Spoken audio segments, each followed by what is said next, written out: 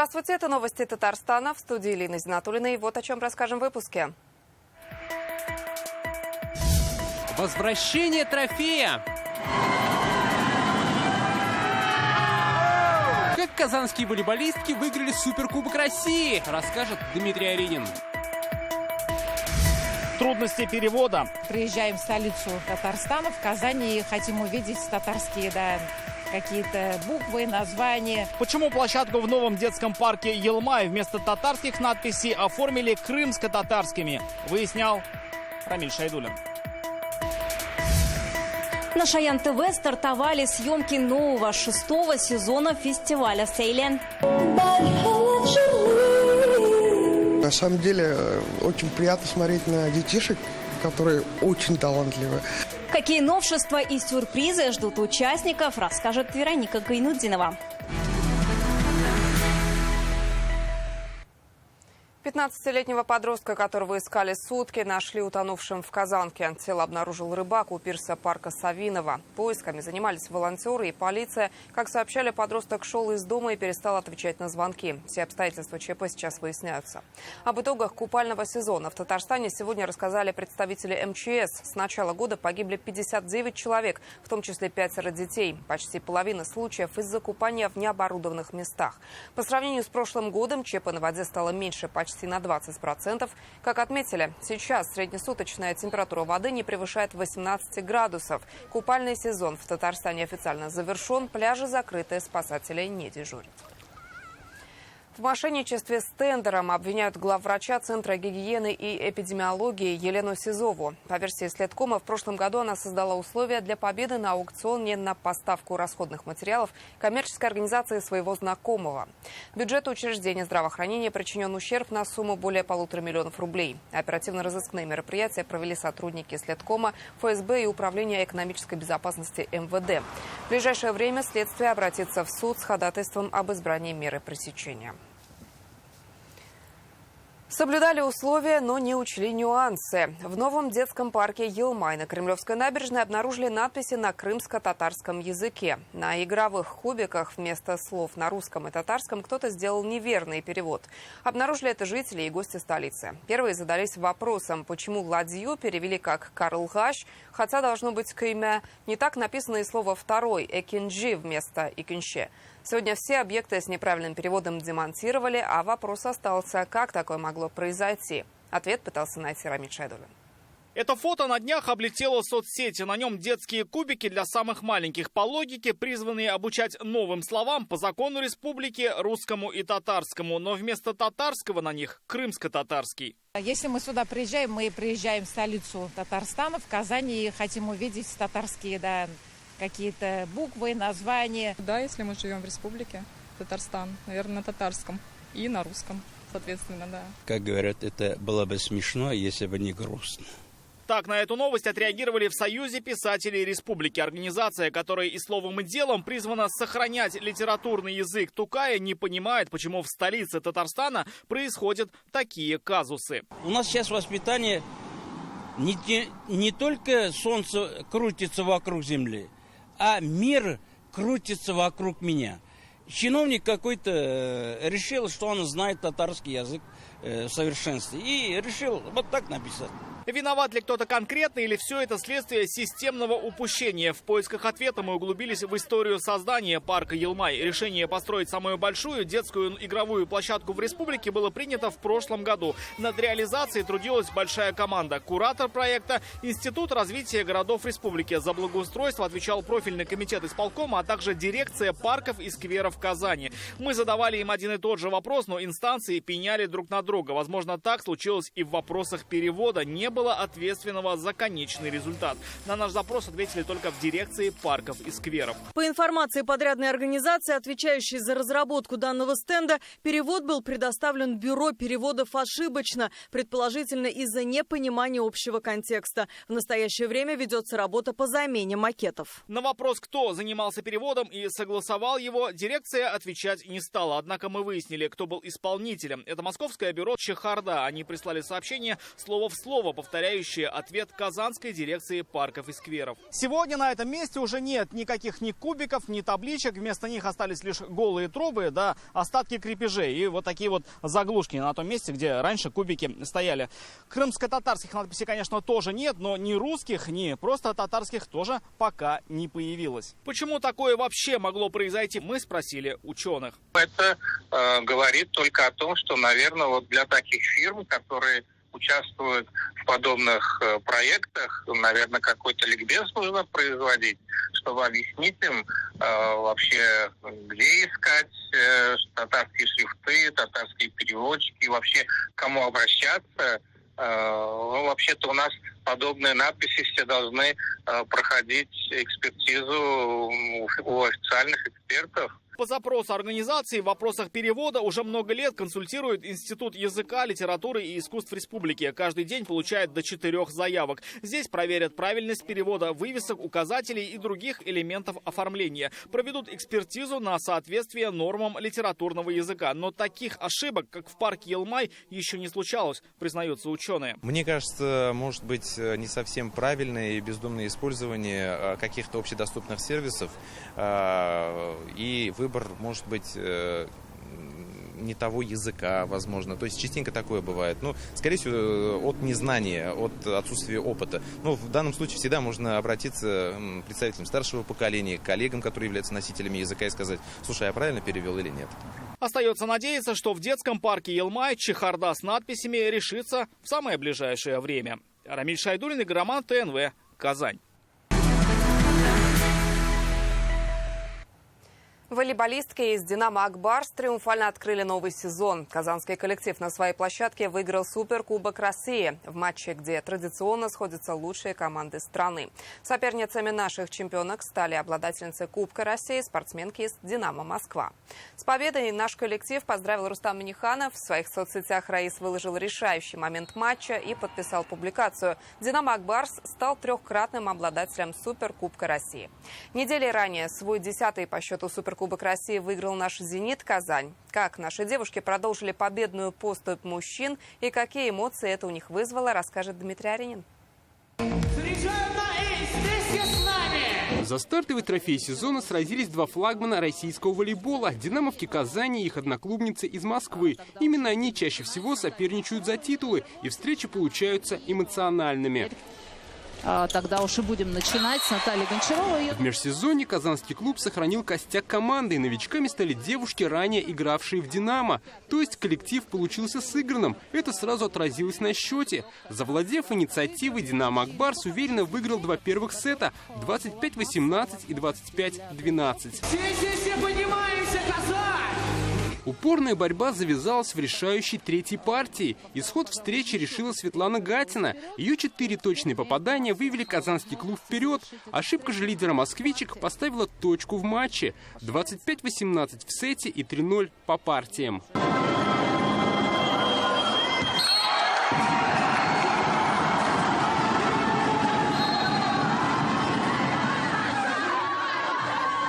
Всю игру за наших девушек болела, потом поздравил с победой президент Федерации волейбола республики Фарид Мухаммедшин.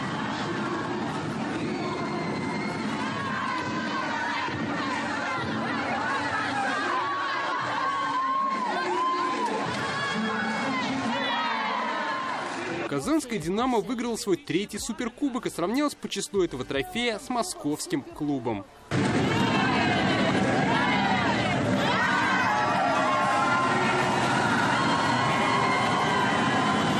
После игры в раздевалке буря эмоций и брызги шампанского.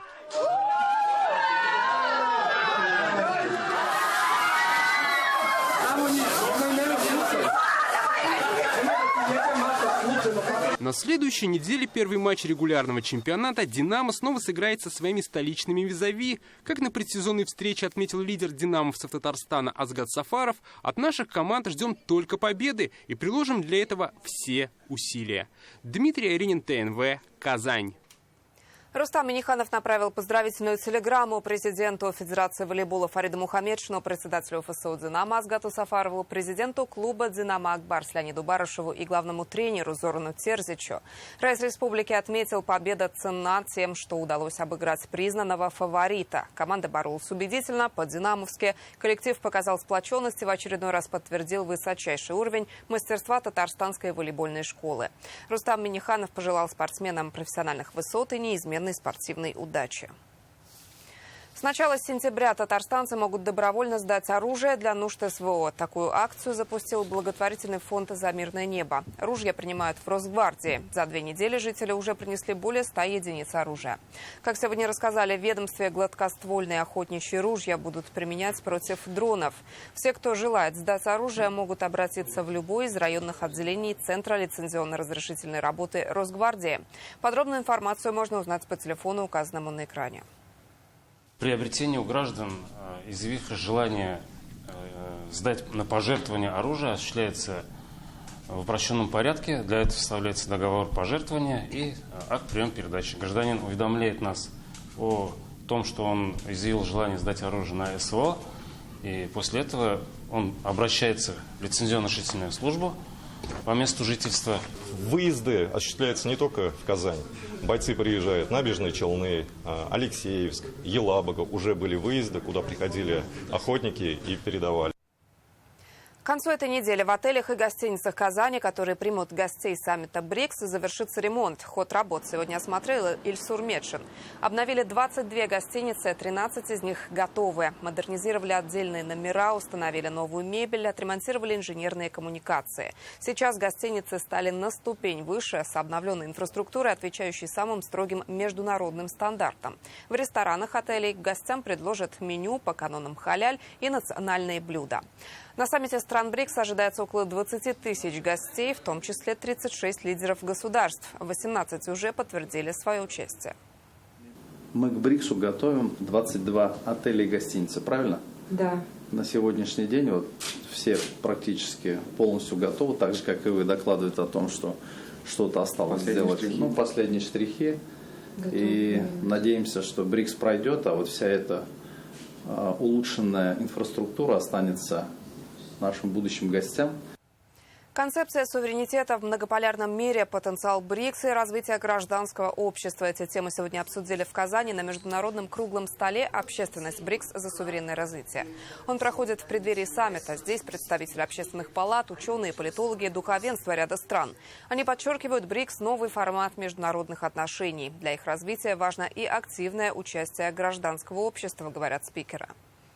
Для того, чтобы, сохраняя самобытность, но вместе научиться отвечать на вызовы современного мира, обязательно нужно знать друг друга, говорить друг с другом и находить общие решения. Вот мне кажется, сегодняшний первый такой разговор. Уроки прошлого побуждают нас думать о создании нового миропорядка, основанного на справедливости и взаимном уважении. Эта встреча дает основу для дальнейшего успешного проведения предстоящего саммита БРИКС. Здесь сегодня презентовали новую книгу, изданную в Казани «БРИКС. Российский взгляд». Это научное исследование о международном объединении. В книге рассматриваются возможности, которые предоставляет БРИКС, правовой и логистический потенциал стран, возможность построения альтернативной модели мира, развития цифрового пространства. Здесь можно найти информацию о задачах, которые решает БРИКС, на какие вызовы отвечает. В издании представлены работы 18 научных сотрудников Высшей школы экономики, МГУ, Казанского инновационного университета имени Тимирязева. БРИКС является инструментом учета разных интересов и решения тех проблем, которые стоят. Фактически это альтернативная модель построения мира, в котором будет справедливость. И наша книга посвящена этим вопросам. Сегодня в Казани подвели итоги турнира «Татарстан строит города БРИКС». В конкурсе приняли участие около 200 геймеров из 20 стран. Они построили в компьютерной игре «Майнкрафт» архитектурные достопримечательности городов БРИКС. Это более 350 зданий и сооружений. Геймеры представили на конкурс пирамиды Древнего Египта, мечеть Мухаммеда Али в Каире, Александрийскую библиотеку, мавзолей Хумаюна, небоскребы Арабских Эмиратов. Полностью воссоздали Казань и Иннополис. Первое место занял татарстанец, который построил Казанский аэропорт. Та работа, которая проходит в рамках тех же таткрафтов, в большинстве своем это только экстерьер, то есть внешнее что-то. И на уже это у ребят уходит огромное количество времени, сил. Насколько я знаю, некоторые и ночами не спят, то есть чтобы просто успеть сделать как можно больше, как можно лучше. Стартапы от 150 компаний, трехдневная деловая программа и первые студенческие венчурные игры с призовым фондом в 15 миллионов рублей. Татарстан начал подготовку к Российскому венчурному форуму, который состоится в апреле следующего года. Сегодня в Доме правительства прошло заседание оргкомитета. Столица республики примет форум в 19-й раз. Какие стартапы будут интересны инвесторам, знает Рамиль Галиуллин. Мы ожидаем, что увеличим количество участников. Что предстоит сделать за год, обсудили сегодня на заседании оргкомитета. Как отметили, 18-й Российский венчурный форум, который прошел в апреле, превзошел ожидания. В двухдневной программе участие приняли свыше 4000 гостей из России и зарубежья. Это больше, чем планировали. Задача на следующий год – не опустить планку. С прошлого года федеральное руководство нас поддержало, нас стало федеральной площадкой. Ушли от чисто венчурных вопросов, совместили с технологическим предпринимательством, но и, соответственно, мы в тренде оказались. На минувшем форуме инвесторам презентовали более полсотни стартапов. Это научно-технологические бизнес-проекты. Многие предприниматели находят здесь партнеров. Лучшие разработки войдут в программу акселерации, то есть профессиональной поддержки и развития. Отраслевая специфика, она меняется, пускай даже не с каждым годом, но где-то с горизонтами 2-3 лет.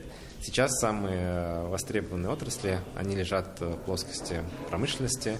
Можно отдельно отметить химическую промышленность, можно отдельно отметить автомобилестроение, технологии, которые развивают строительную отрасль. Особенностью нового форума станет ярмарка вакансий с предложениями от стартапов, так и со стороны развитых компаний. Кроме этого, впервые пройдут венчурные игры. Конкурс стартует осенью 2024 года с отбором в несколько этапов в 70 регионах, более 500 студенческих стартапов. Включат в полуфинал в формате реалити-шоу с большим охватом целевой аудитории. И финал шоу-конкурса состоится на форуме с борьбой за 15 миллионов рублей от частных инвесторов. Традиционно площадкой форума станет Казань-Экспо. Рамиль Галиуллин, Рузаль Шарипов и Рамзиль Гарипов. ТНВ. Казань.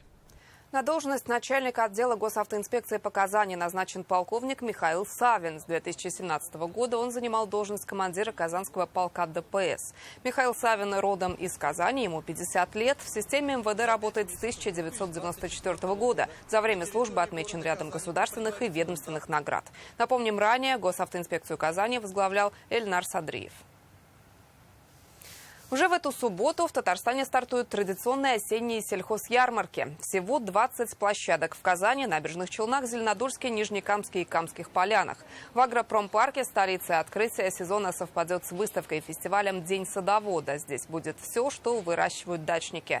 Кроме этого, инвентарь и рассада. Предусмотрена развлекательная программа. Организуют конкурс на самую большую тыкву. Его назвали «Королева осени». Жюри определит победителя после взвешивания гигантов. На самих ярмарках цены будут на 10-15% ниже рыночных. Рекомендованная стоимость картофеля около 25 рублей. Кроме этого, можно приобрести овощи из борщевого набора, мясо, молоко, мед и другое. Жительница Набережных Челнов Акбарсбанк вручила сертификат на 100 тысяч рублей. Ольга Голубева стала вторым юбилейным обладателем карты жителя Татарстана. Сертификат можно потратить на оплату жилищно-коммунальных услуг. Об эмоциях победителя и бонусной программе карты жителя Татарстана в следующем репортаже. Мы вручаем сертификат. Спасибо. Пусть этот день станет в вашей памяти как один из самых радостных и удачных дней. У Ольги Голубевой сегодня большой праздник. Она стала юбилейным держателем карты жителя Татарстана от Акбарсбанка. Ей торжественно вручили сертификат на 100 тысяч рублей для оплаты жилищно-коммунальных услуг. фантастический случай. Со мной такого никогда не случалось. Мы в нашей семье картами Акбарсбанка жителей республики пользуются все. И дети, и взрослые, и пенсионеры тоже.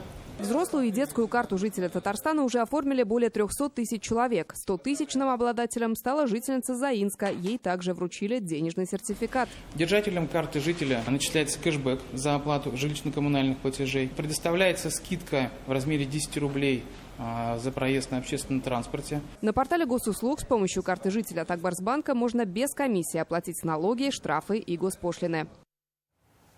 В Татарстане жалуются на проблемы с записью на прием в соцфонд. Почему цифровой сервис регулярно дает сбои, а дозвониться до горячей линии проблематично? В непростой ситуации разбиралась интернет-газета «Реальное время». Очередные серии книг «Шахисляры Без» знаменитой личности презентовали сегодня в Альметьевске. Это специальный проект благотворительных фондов «Татнефть» и «Жиен». Встреча с участием писателей и ученых из Казани прошла в татарской гимназии имени Резы Фахриддина. В серии знаменитой личности издано более сотни книг о Салихе Сайдашеве, Мусе Джалиле, Аязе Гилязове, Туфане Минулине и многих других выдающихся представителях татарского народа. Сейчас в типографии печатают еще 2 новых сборника. Подробности у Адели Закировой. Шариф Камал китабы. Книга о татарском писателе Шарифе Камале – одна из самых популярных в серии «Шахисляры Без» знаменитые личности. Автор издания Айдар Шайхин детально проанализировал биографию и переписку писателя с родными и считает, что личность Шарифа Камала еще нужно изучать. В свое время культ Шарифа Камала, он считался в 30-40-х годах одним из самых важных писателей татарских. Сегодня мы заново открываем Шарифа Камала не только как писателя советского, потому что в советское время его трактовали в первую очередь как одного из первых татарских советских деятелей, советских писателей. Сегодня мы открываем какие-то другие грани его дореволюционной деятельности. За 3 десятка лет в серии «Знаменитые люди» напечатали более 100 книг общим тиражом 480 тысяч экземпляров. Все они о легендарных личностях татарского народа. Сборники перевели на русский, английский и чувашский языки. Сейчас в типографии печатается очередная книга об Ильхаме Шакирове. В следующем году ему исполнилось бы 90 лет. Воспоминания собрал писатель Марсель Галиев. В книгу вошли воспоминания его коллег и близких друзей, которые ранее нигде не публиковались. Нам присылали информацию об Ильхаме Шакирове из Москвы, Уфы, Ташкента, многих других городов. Получали сообщения из Узбекистана и Азербайджана. Инициатором создания серии книг стал историк и археограф Миркасым Усманов. В 2013 году вышла книга о нем самом. Ее написала дочь ученого. Учитывая, что первые книги издавались в то время, когда книги было очень тяжело издавать, поэтому, конечно, нужно был его, с одной стороны, кругозор, его знание, его умение вот эту идею как бы сформулировать, а с другой стороны, его авторитет, чтобы найти деньги элементарно, чтобы опубликовать эту книгу. Каждый год в серии «Знаменитые личности» выходит минимум по 5 книг. Их издают благотворительные фонды «Татнефть» и «Жиен». С 1997 года мы издали более 260 книг, и вот совместно с фондом «Жиен» издаем книги о знаменитостях, о тех деятелей искусства, культуры, науки, образования, чтобы мы вместе с вами, жители, горожане не только республики, смогли окунуться в их жизнь. Все издания можно найти в книжных магазинах и библиотеках республики. Аделя Закирова, Данил Филатов, ТНВ Альметьевск. На Шаян ТВ сегодня стартовали съемки 6-го сезона популярного музыкального телепроекта «Сейлян». Фестиваль за эти годы собрал сотни самых талантливых мальчишек и девчонок со всей республики. Он проходит при поддержке комиссии по родным языкам. В этом году в абсолютно новом формате. Это будет битва сезонов. Пригласили победителей и финалистов «Сейлян» прошлых лет. Для ребят подготовили много сюрпризов и новшеств. Вероника Гайнудинова побывала за кулисами.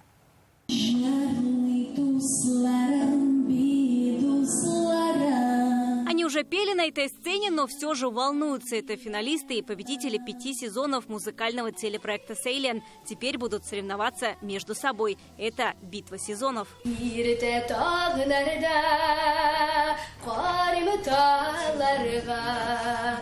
Амина Муртазина распевается перед выступлением. В отборочном этапе она исполняет песню из репертуара Сары Садыковой. Амина – финалистка 4-го сезона. А теперь пробует себя в новом, 6-м. Я выросла, песни стали другими, вокальные данные тоже стали другими. Сейчас я больше предпочитаю брать народные песни, потому что народные песни раскрывают мой голос. В отборочном этапе ребята сами выбирают репертуар. Дальше будут помогать наставники. Это новшество 6-го сезона. К себе в команду участников набирают Ильгиз Шайхразиев и Эльмира Калимуллина. Я скорее буду давать какие-то наставления и изюминки, которые они могут еще больше себя раскрыть.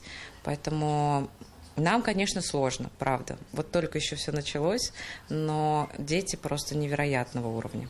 В каждом выпуске будут приглашенные гости. Это популярные артисты эстрады. В одной из программ зрители увидят жюри Элвина Грея. С ребятами он поделился советами и дал наставления. После съемок переживал, не обидел ли участников, но отметил, многие из них уже настоящие артисты. Очень приятно смотреть на детишек, которые очень талантливы. Я вот даже сказал, что есть среди них певцы молодые, да, которые даже поют лучше, чем наших артистов, которые на эстраде. Поэтому я им пожелаю только успехов, удачи. И самое главное, чтобы добиться больших высот, надо просто много-много работать. Фестиваль проходит при поддержке комиссии по родным языкам. Сейчас стартовали только отборочные этапы. Участники сезона будут бороться за гран-при фестиваля. Из 21 ребенка каждый наставник выбирает себе 8 человек в свою команду. И эти 8 человек проходят в полуфинал. В полуфинале они как раз-таки соревнуются, чтобы попасть в финал.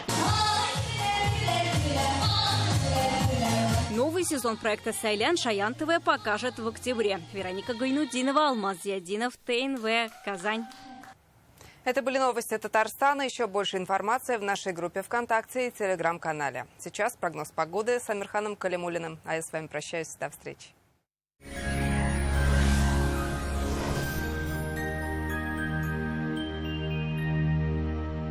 Здравствуйте! В студии Амирхан Калимуллин. На погоду в Татарстане продолжает влиять обширный малоподвижный антициклон. Подробнее после полезной информации. Изготовление любой корпусной мебели от Daniel Master по вашим размерам. Только в сентябре при заказе кухонного гарнитура «Мойка». При заказе шкафа брючница в подарок. Узнайте подробности по телефону в Казани 2 167 166. По данным сервиса Яндекс.Погода, в Зеленодольске, Балтасях, Высокой горе переменная облачность, без осадков. Температура днем плюс 24, ночью 6-11. В Тетюшах, Дорожаном и Кайбицах облачно с прояснениями, без осадков. Температура днем 22-24, ночью 15-17 градусов тепла. В Нурлатах, Новошишминске и Черемшане будет ясно, без дождей. Температура днем плюс 23-24, ночью 6-10 градусов тепла. В Нижнекамске, Менделеевске и Актаныши облачно с прояснениями и без осадков. Температура 22-23 градуса тепла днем и 6-9 тепла ночью. В Бугульме, Бавлах и Урусу будет малооблачно, дождей не ожидается. Температура днем 21-23 градуса, ночью 5-8 градусов выше нуля. В туристических городах республики прогнозируют очень комфортную погоду. В Свияжске днем 23, ночью 11 градусов тепла. Будет переменная облачность, дождей не прогнозируют. В Болграх днем 23 градуса, ночью около 10 градусов выше нуля. Здесь будет облачно с прояснениями, осадков не ожидают. В Елабуге температура плюс 23 градуса днем и 8 градусов тепла ночью. Будет переменная облачность без осадков.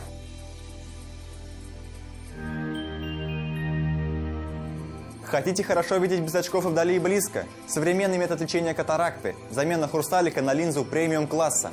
Республиканская клиническая офтальмологическая больница. Казань. Бутлерова, 14. Подробности по телефону 528 02 02. Квартиры с чистовой отделкой для тех, кто выбирает жизнь в новом формате. Жилой комплекс «Город-парк. Новые горки». 2 677 677. Продажа квартир в жилом комплексе «Новые горки» в строящихся кирпичных домах с чистовой дизайнерской отделкой и отделкой White Box в окружении Горкинско-Аметьевского парка и шаговой доступности метро «Горки». Узнайте подробности по телефону 2 677 677. Строительная компания «Грань». В Казани облачно с прояснениями. Дожди не обещают. Температура днем составит 24 градуса тепла, ночью 12. Атмосферное давление остается высоким, оно составит 766 мм ртутного столба. Ветер юго-восточный около 3,5 метров в секунду. Влажность 34%. Магнитное поле Земли слабо возмущенное.